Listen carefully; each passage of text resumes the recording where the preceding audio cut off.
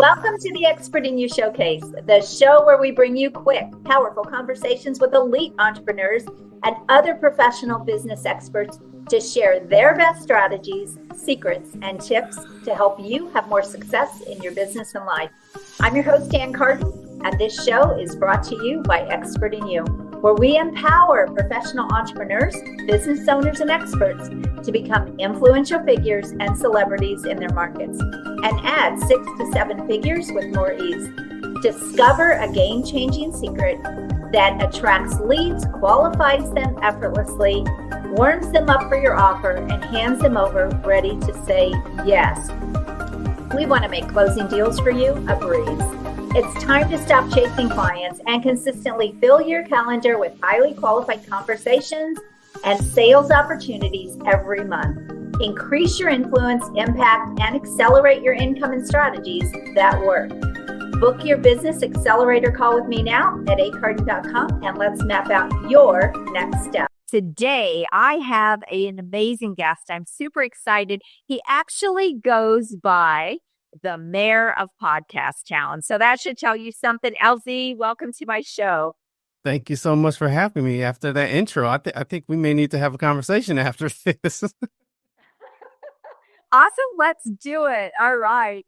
So one of the things Elzie does, he actually helps people with podcasts. He's a full agency to help people with podcasts. And so we're going to talk about something today, though, that I haven't actually talked about on the show. This is about giving you their juiciest goods. So we're going to talk about brand deals with your podcast. So Elzie, I'm going to let you just jump in and start sharing your brilliance. Yeah, so I think a lot of times when people think about podcasts, especially in the B2B space, which is where we play, businesses that we have a bit of a different goal with our podcast. We don't want to become Joe Rogan. We're not interested in necessarily being, the most downloaded podcast. We really want to leverage our podcast to help grow our business and to build relationships and strategic referrals and partnerships and things like that. And so the question that I get asked probably more than any other question is, how do I get an ROI from this podcast outside of the relationships, outside of, the people that I get to meet? And one of the things that the last few years that we've had some success at is brand deals. And simply put, a brand deal is a strategic, integrated activation over a period of time. Basically, what that means is multiple touch points that consolidate and collaborate brands so that both brands get visibility and attract their ideal clients. Quick example of one is we have a current deal in place with Horicon Bank. They're a Wisconsin-based bank that I don't know exactly how many locations they have. So if they're listening to this or watching it, I'm sorry, I don't remember exactly how many locations. They got a bunch of locations all across Wisconsin. And they opened a new branch in Wauwatosa, it's a local city here in the greater Milwaukee area. And part of what they wanted is they wanted to get people to the branch. They wanted to get the fact that they're building a new location out into the community. And so we said, okay, great. We know a lot of business owners that are in that community. Why don't we, in addition to helping produce your podcast, put a studio inside of your bank and invite people that you want to do business with into the bank/studio to record the podcast so that they get a sense of who you guys are, the look and feel of the bank. They get to meet your people and you really get them in your bank. And they said, you know what? That's an awesome idea. Let's do it. And so that was a part of the brand deal. And then we said, okay, well, we have relationships with a local conference. We're going to put your brand in front of people at the conference, interview them in micro interviews, put that out on social media. So anyway, what I'm saying is a brand deal is a strategic, integrated, embedded relationship over time that you leverage your podcast to facilitate. So, and I'll Oh stop. my gosh, I love this. Yo, it's so good, so good. I mean, I'm all about collaboration and partnerships. It's such a huge piece of what I teach people, and those JV partnerships and getting that exposure. That's a great strategy for a local business who wants to get local business. I love that. It kind of reminds me, LZ, of I went to Phoenix. Oh, let's see, when was it? May, I guess. Traveled to Phoenix to actually do a speaker reel in a financial advisor company where they did a $22 million studio. And they did it very much for the same reason. Now they have people coming in to use their studio, which is just amazing and beautiful. I was able to do a speaker reel. I was able to do a media reel. And here I am in this $22 million studio doing that. And it was exposure to their business. And because of kind of COVID, there was a lot of space and things like that now we're seeing with, companies and buildings and places out there that are not being leveraged the way they used to be. And what a great idea. It just reminded me of that as you were talking. And I love it. It's, you know what, Elzie, it's like thinking outside the box. It's so brilliant. So many people get stuck in their box and they don't think outside. What are the other opportunities that are sitting out there that we can really leverage? So that's so amazing. I love that. What does somebody need to get started to do this type of a deal or this type of a collaboration? Yeah, I think a big thing is to reframe how you think about your podcast. It is not a cost center. It is a media brand and media branch and arm of your business.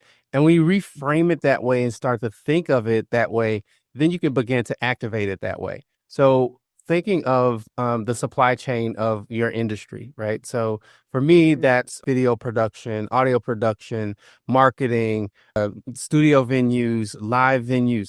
Who are the players that are in my supply chain that would benefit from having a cohesive collaborative relationship? And how do I leverage the media brand, which is the podcast, to put together touch points and activations that are mutually beneficial? So I think the biggest piece of it is really just starting to think of your podcast as a media brand and as a profit center, because then you'll start to treat it like that. That's such great advice. And it's so true. And it's one of the main drivers in my business, my podcast and even guesting on podcasts. It is a huge revenue driver. It's also another strategy I teach my clients. We're in a world today where you have to stand out. You have to be in the spotlight. You have to be playing a bigger game. And traditional marketing just isn't working the same anymore. If you just even think about Google ads, let's take Google ads. That's a way that people market, right? But now people are like not trusting brands. And just because they're running an ad doesn't mean I necessarily trust you to do business. But if you have built this explosive brand and this influential brand, and I can go watch you on a video and I can get to know you and who you are behind the company, that's what people are responding to. It's building the know, like, and trust. And we're going to see even more of that being needed in 2025. I think we're just at the beginning. I think AI has had a huge impact on marketing in general. And so now people are realizing, the traditional stuff just isn't working the same. I mean, ad costs are going up and all those same things. You've got to start being innovative in the way you are marketing your business. And you have to be really playing a bigger game. That's what I feel is happening in the market. Do you agree with that? 1,000%. And I think the cool 1,000, not 100, 1,000.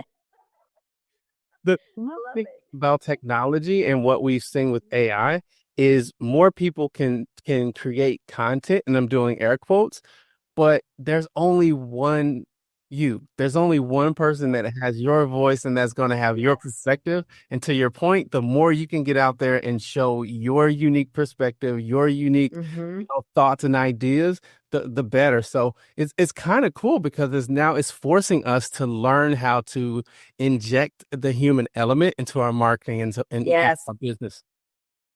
But not only that, I think, Elzie, we now, as small guys, okay, I'm not a huge $1 billion corporation. You're not, right? So as small guys, it's leveled the playing field, in my opinion. The small guys now have the opportunity to be big, to be everywhere, to be seen everywhere as if they're a huge company. And the interesting thing is the big companies are now trying to catch up with us, which I think is really a very, it's an interesting turn of events, in my opinion, in business. I've been in business for 40 something years. So I've seen it all as it's evolved. And that's the big shift that I've seen is that, hey, now they're catching up with us because we figured all this stuff out, right? And we're doing bigger things. And so this is just such good stuff. Hi, friend. I have an exciting announcement. I hope you're enjoying this episode of Expert in You podcast, but I have to ask you, have you checked out the latest issue of Expert in You magazine yet? It's jam-packed with rich content, powerful strategies, inspiring stories, and so much more to help you elevate your business and personal growth. Don't miss out. Go grab your digital copy now and join our community of experts making a difference every day. Go to expertinyoumagazine.com and check out your digital copy today. Transform your expertise into success with Expert in You magazine. It's not just a publication, it is a movement. What are your big goals? So you're doing well, your business is successful, you're doing well. What are your big goals? 2025 is right around the corner. What is it for Elzie? What's going on? Yeah, Mayor of podcast town. Yeah. I have a word of the year every year, and this next year is the year of unlocking, right? So it's unlocking. So I've been full time for around 5.5 years now, and so I've learned some things over this time that I can share with y'all too.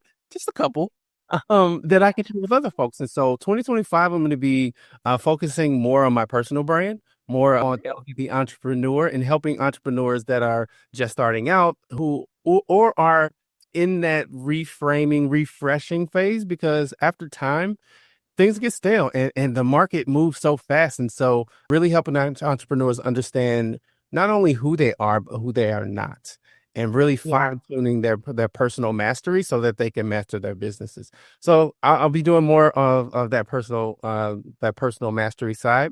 And just do more podcasts. I want to move my show to twice a week and knock on wood 3 times a week if I can muster up the courage to do that. But just more podcasting, drilling down to the core of who I am as an entrepreneur and as a podcaster, and helping other entrepreneurs do the same. So what would hold you back from making that happen? What's holding you back in your business right now for you to be able to do that? To be completely honest, nothing. For me, I've done enough work on the personal side to understand how to get myself unstuck in certain situations. And so funny that you would ask that question. Things that I always teach and implement myself is mechanizing the progress. And what I mean by that is if I were to produce 2 to 3 podcast episodes a week, then I need a system that's built into my day that I adhere to every single week in order to make that happen. And so now every Monday from 1:30 to 2:30, at least, that's content time.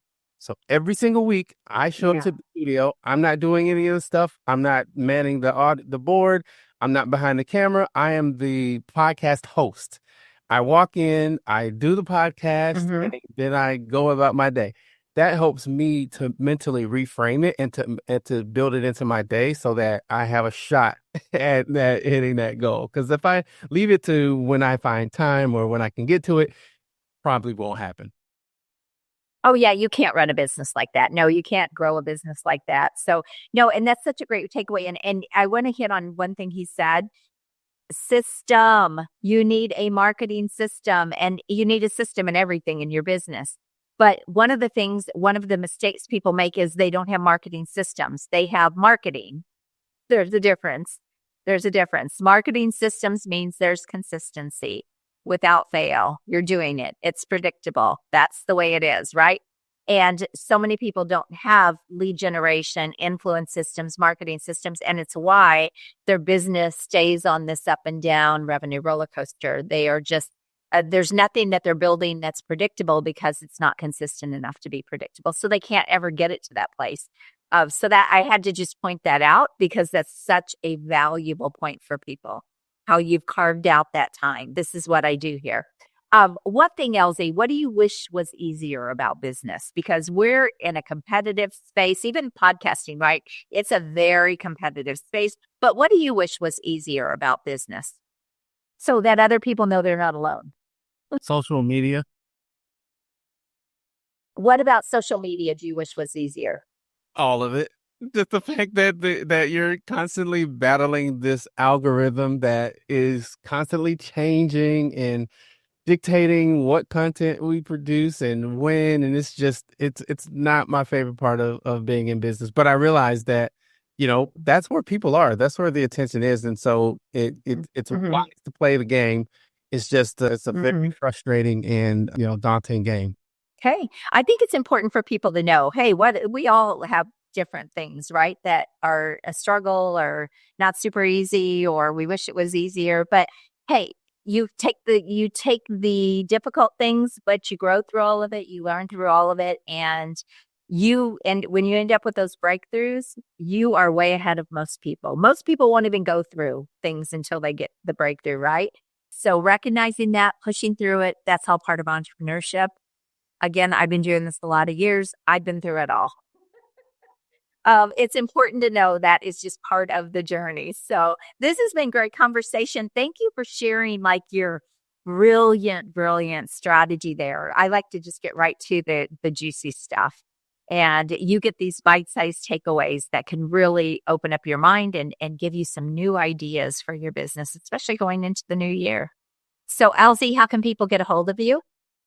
The easiest way is to connect with me on LinkedIn or just shoot me an email at mayor@podcasttown.net. Okay, I have to ask one more question before we go. How'd you come up with that? The mayor of Podcast Town. I love it. It's so fun. By the way, it's a great branding tweak there.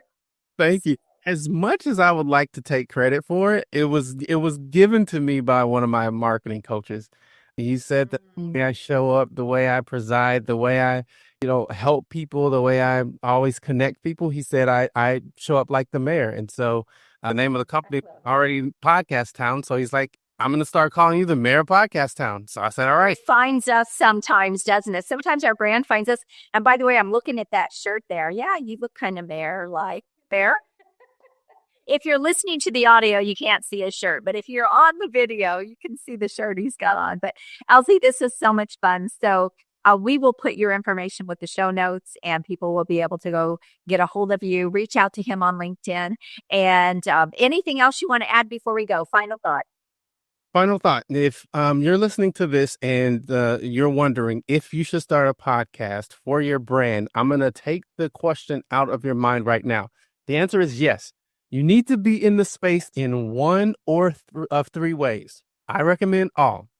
You need to host a show, guest on shows, or sponsor or partner with a show.